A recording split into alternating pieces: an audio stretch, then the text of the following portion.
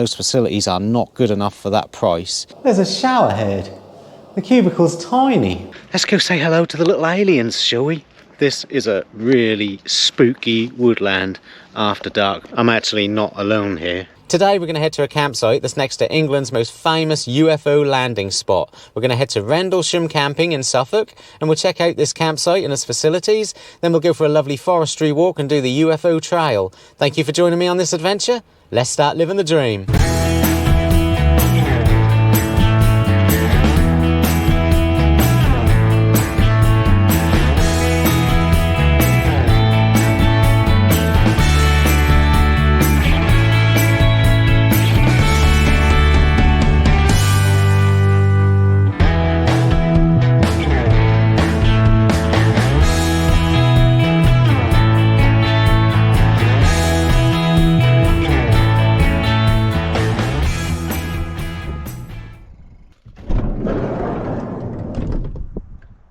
So this is not my first impression of this campsite, people.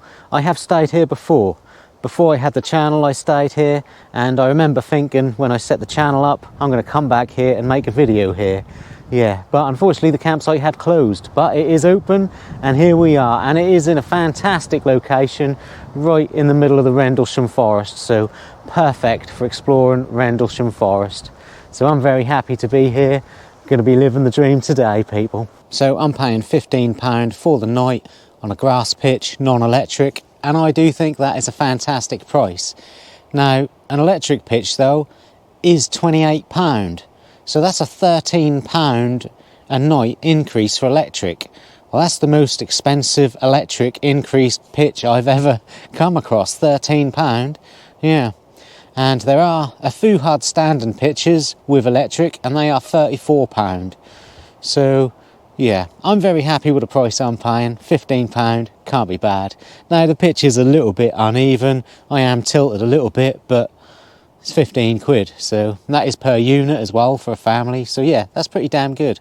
So I booked online, and you can book online or you can book over the telephone, and when I booked online I was able to choose my pitch.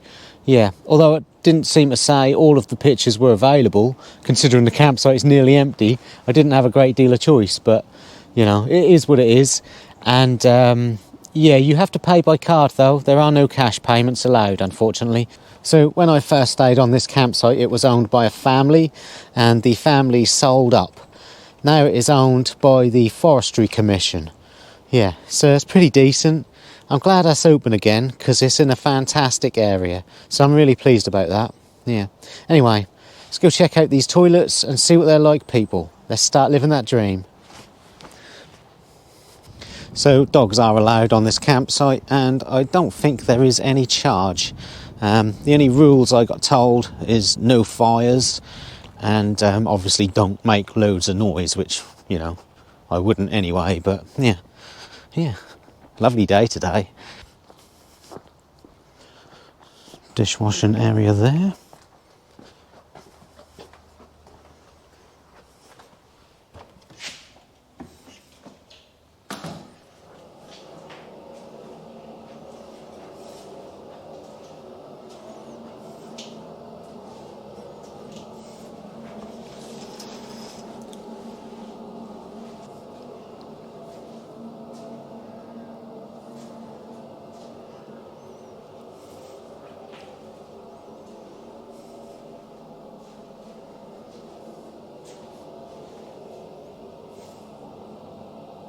So yeah, it is just 3 cubicles.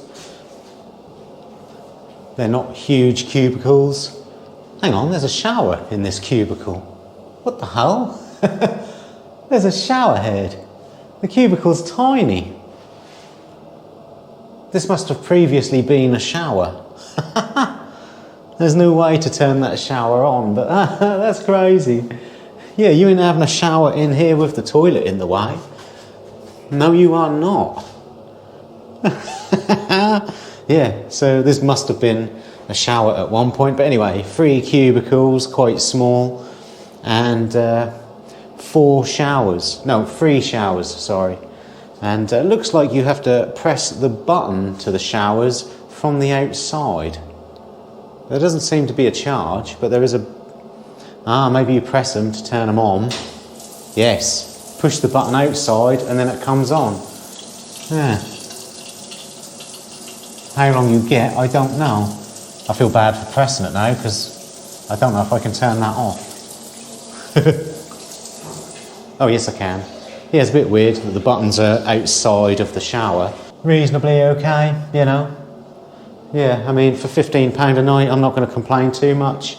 I mean they're not the cleanest by any means, but they're okay. If I was on one of the hard standing pitches and I was paying £34 for the night, then I would be complaining about this. But I think for the £15 that I'm paying for the non-electric pitch, yeah, I think it's okay. Chemical waste point here. And then a wastewater disposable point here. So yeah, luckily the campsite is fairly empty. It looks like there's only 3 or 4 other campers here, so yeah, I'm going to enjoy it. Now there is a reception just down there, and there is a shop in the reception, and there's a laundrette, I do believe, and they are closed at the minute, but it does say if you want to use the shop or the laundrette to contact someone and they'll open them up for you. But at the end of the day, I'd feel bad getting them to open up for me just so I can get a bit of footage, you know. And then they're going to know what I'm doing as well. So, and I like these to be secretive reviews. I don't want to get special treatment. I want the real deal. But yeah, so a little shop just over there by the reception. I very much doubt there's anything in it at the moment.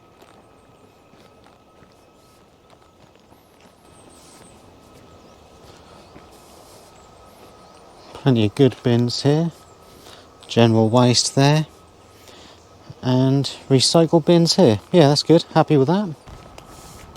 Looks like there's some more chemical waste points here as well. So yeah, decent.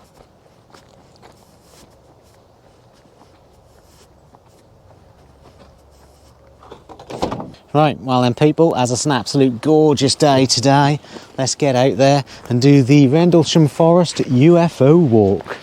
Yeah, start living that dream, eh?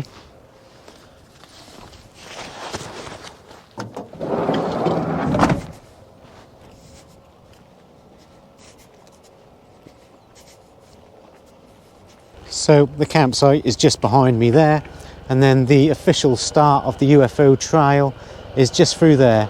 And the reason the official start is there is because that is where... Whoa, look at this helicopter. Damn it, go lower. Oh, he was really low, you didn't get to see him. We are in between 2 air bases. Oh, that was incredible, but I don't think you got him. The reason the official trail starts here is because this is where the pay and display car park is. Yeah. In fact, this bit here isn't actually anywhere that the people walked when they found the UFO, so... But never mind, anyway. We'll check it out. We'll do the full walk. Yeah, I have been here in a previous video, but I didn't do the full walk. Yeah, in fact, I went to the campsite and showed you the campsite, and it was closed at the time. But yeah, I'm really glad it's open now anyway. So, lovely autumn walk we're going to have today, people.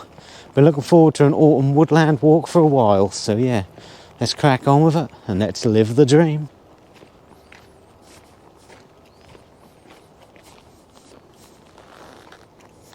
So it's a 4.8 kilometre walk. I'll put that in mileage down there. We are in England, aren't we, for God's sake? Yeah, and it's relatively flat. Well, I can hear that helicopter again. We do go pretty much around a couple of air bases, so there might be a few helicopters about. And I could hear what sounded like Gatling gun shooting in the distance there.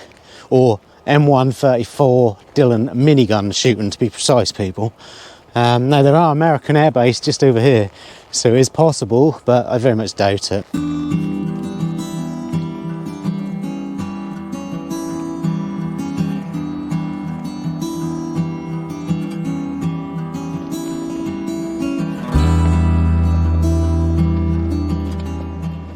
Wow, someone has taken den building to a whole new level. Check out this. Brilliant. Fantastic. Yeah, I spotted this from the main path. Yeah, pretty damn good. Yep, it's quite quiet at the minute. Not many people about, which is what I want, obviously. We are in winter time, or, you know, late autumn. It's November whilst I'm filming this, so yeah. I was hoping for some lovely colourful leaves falling from the trees, but maybe I should have considered that a lot of the forest is actually pine.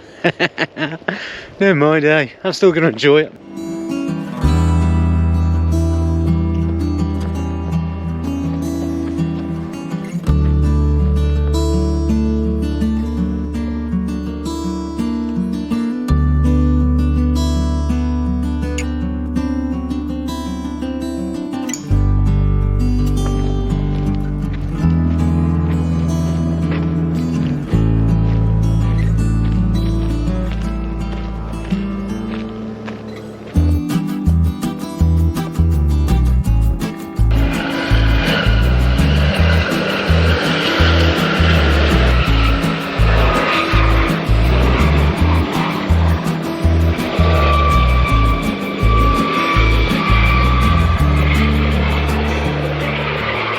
So behind me here is an American air base, and it opened during the Cold War, and it was 1980 in December. The Americans were in there and they saw some lights in the forest behind us there, and they kept appearing a couple of nights in a row. So they actually came out of these gates and then walked all the way down here and took the path that we're about to take to see a UFO.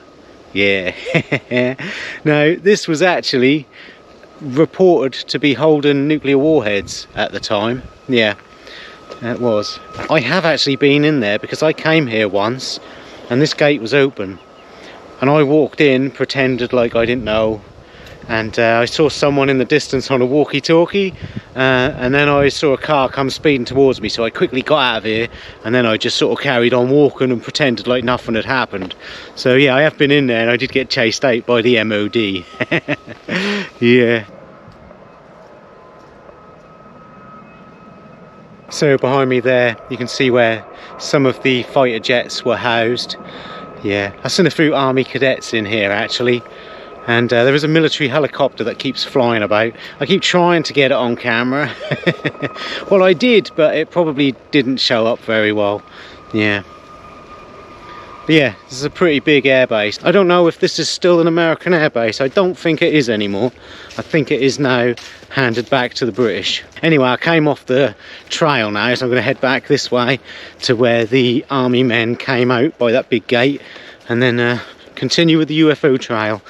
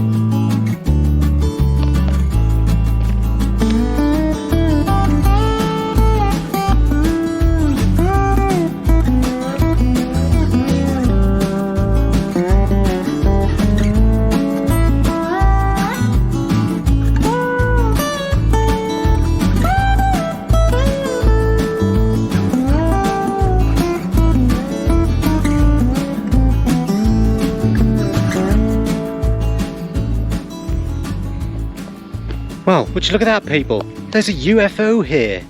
Wow. Let's go say hello to the little aliens, shall we? Yeah.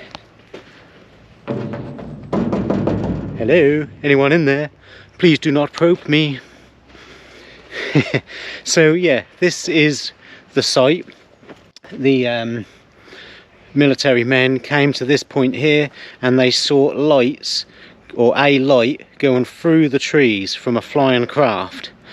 Yeah, now skeptics have said it was Orford Ness Lighthouse, which is like 6 miles away over there. Now there's a few problems I have with that personally. One, there's a bloody great hill in the way, and two, these were Air Force men. I think Air Force men know the difference between a beam of light shining from 6 miles away and a flying craft. You know, you'd think military men would be able to spot the difference on that. So I don't really buy the whole theory of it being the lighthouse. The lighthouse is no longer there. It got removed or got washed out to sea 10 years ago or something. And also, lighthouses don't shine inland, because if they did, nobody from Orford would ever be getting any sleep. So that doesn't really make a lot of sense. And when I made a previous video and I did come to this point, I was staying on another campsite right over there, I had a few people who live in this area comment actually, and they said that yeah, they do think that it probably was a UFO, or it certainly wasn't the lighthouse. I don't know if I think it was a UFO, but one thing I do know is that I do not think it was the lighthouse. Now unfortunately there is no video evidence, which is a bit of a shame, but they do have audio. They do have some recordings, voice recordings. Yeah, I've been in here and done this walk a few times, and I've done it in the dark, and to be honest, this is a really spooky place to be at night in the dark. It is really dark. Yeah, really dark. And your mind does play up on you a little bit. I have been freaked out in here, to be fair. Yeah, I haven't seen anything, but well, actually in the video I made before, I did see some lights in the sky. I actually did. Yeah, I thought that was a really good video. I thought that was going to do really well on YouTube. Yeah, turns out it didn't, but yeah, never mind.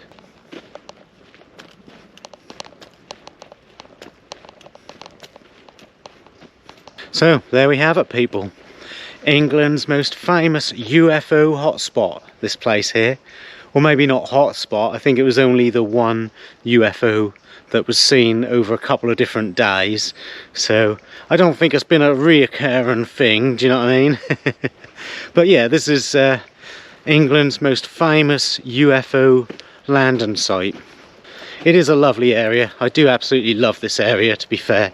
You got Sutton Hoo not far over there with the old Anglo-Saxon burial, and you got the Deben. I love the Deben, walking along the Deben estuary, and you've also got Woodbridge the other side of that, which is my favourite Suffolk town. So yeah, I absolutely love this area of Suffolk. It is my favourite area.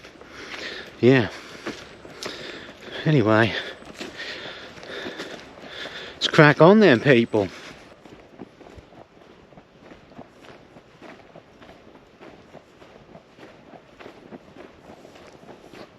Now there was another spooky event that happened here after the UFO sighting, and that was that in this area there was said to be locals that heard a woman screaming in the night on a couple of occasions.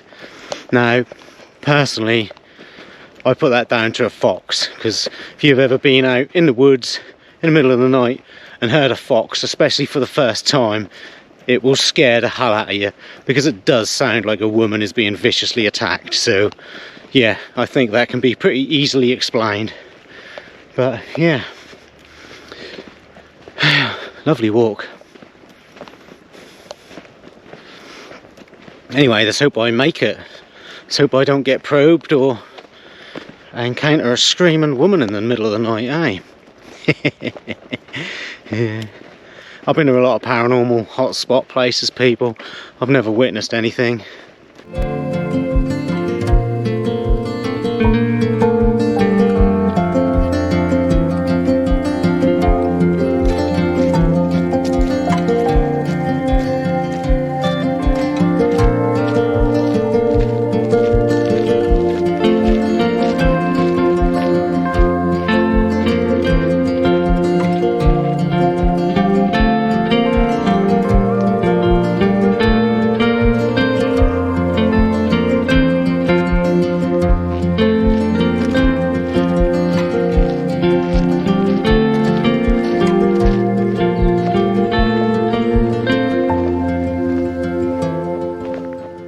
Well, that is the campsite behind me there, people. So as you can see, it is literally right by the UFO trail.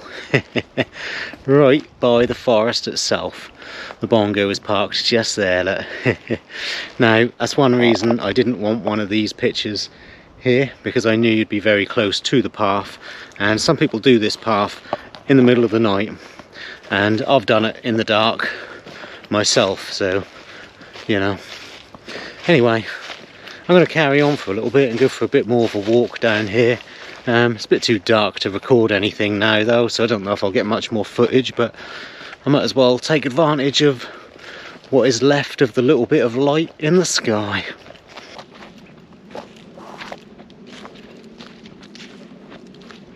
So yeah, this is a really spooky woodland after dark, people. Really spooky. And that's even more spooky when you have a light on that blinds you, so you can't actually see where you're walking. But yeah, this my third time in this forest at night, and yeah, it's a very dark, spooky place. Very dark, very spooky. No sign of any alien yet. I can't see anything because I'm being blinded by this light, so there could be an alien right in front of me. I would never know it until I turn the light off. Yeah. Yeah, I do find when I walk through somewhere this dark, and especially when you know there's stories, I do find your imagination runs a little bit wild and you start to freak yourself out. So, yeah. Anyway, I think I'm going to head back now because there's nothing to see. Yeah. If anything spooky happens, I'll let you know, people. Yeah. Did see a weird looking alien-like figure in the bushes earlier. I went and offered him a tenner to put his finger up my bum, but he didn't look too amused. He done a runner. I think it was just a bloke walking his dog, you know.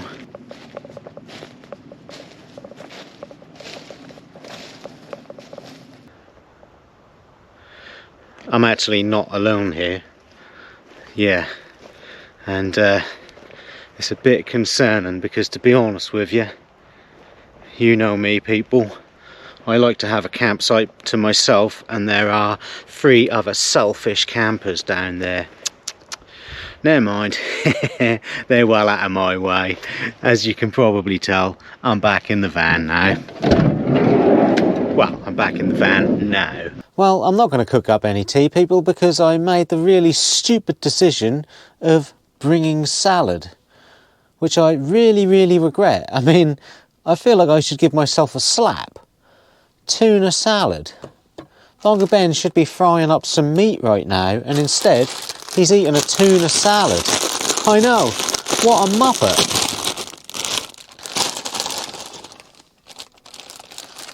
I don't know, people. I just do not know. I am seriously regretting my decision, people. Never mind. I get the tuna fish that's in spring water so I can have some free protein water.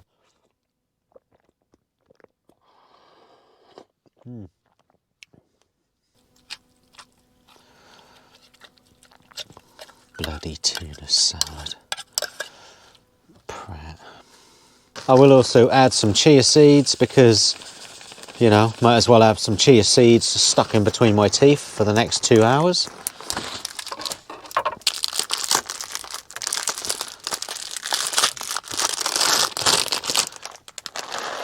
And some pumpkin seeds, yeah.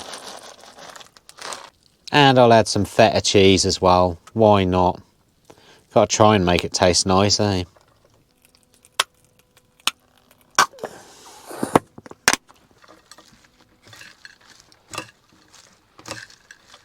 Wow, this is going to be great, isn't it? Yeah.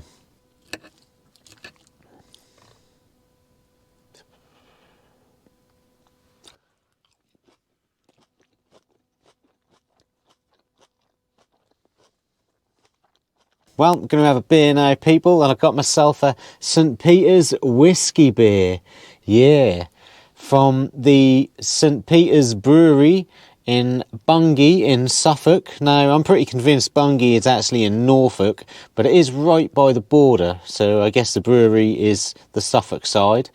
And with whiskey from the English Whiskey Distillery, which is from Norfolk. Yeah. So I'm looking forward to this. Crack this open and give it a go. So I would like to thank some amazing subscribers who have bought me a beer recently. Thank you, Tim Cox. Thank you, Mr. Goatee. And thank you, John and Nettie. But of course, I would like to thank all of my subscribers because you're all pretty damn amazing people. Yeah. Looks a decent pint. Smells okay. Cheers, everyone, to living the dream.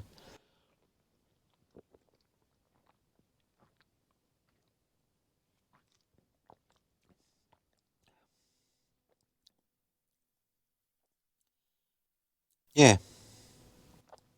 Yeah, I quite like it actually. Yeah, you taste the whiskey. Yeah, you definitely taste the whiskey in this. Yeah, 4.8%. Yeah. Not bad, people. Not bad at all. So, the campsite does not have Wi-Fi. However, I'm quite surprised that my SIM card router does have internet. So, yeah, going to watch some YouTube. Wasn't expecting to be able to watch YouTube tonight. So, the internet has been very temperamental and I can no longer get online. But I was online earlier, so yeah. But never mind. So it's going to be a boring evening doing some editing. But at least I'll get some work done, hey? Yeah. Lady looked at me and was like, "He ain't paying gift aid." She said, "Oh, I'll put you through as £12.70 without the gift aid." And I thought, yeah. So I liked her. I quite like it. The ground is a little bit uneven.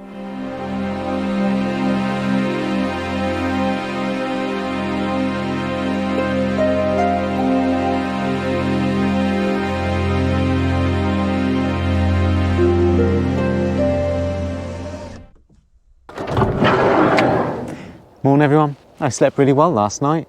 Yeah, not a lot of noise because there's nothing around. So the odd deer barking and a few owls, and that was it. So yeah, pretty damn good. Well, I just come to check out the shower, and I'm in the disabled because the bloke is now cleaning the other toilet block. So he said, "Can I put you in the disabled?" So yeah, nice big disabled toilet and shower room.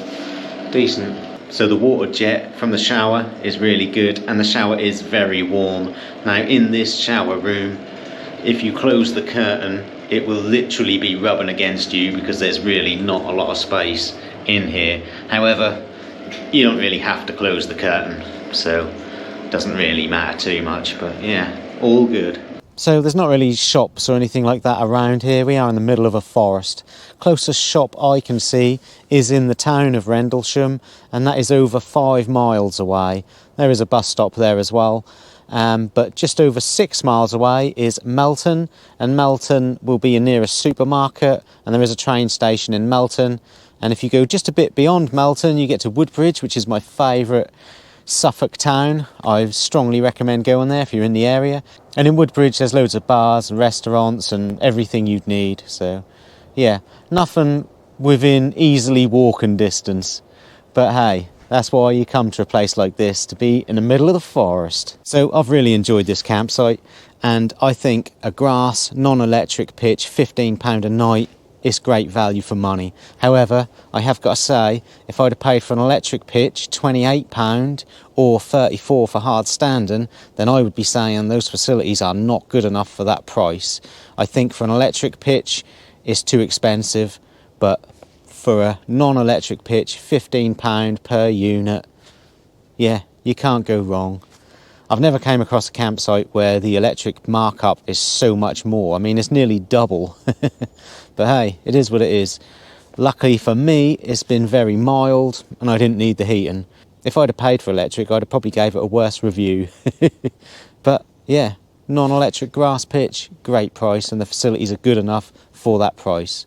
Just not up to scratch for an electric pitch price. Yeah. So this is not an all year round campsite, but it is a late year campsite. So it opens from, I think, the 24th of April and closes on the 31st of December. So yeah, pretty good for autumn walks.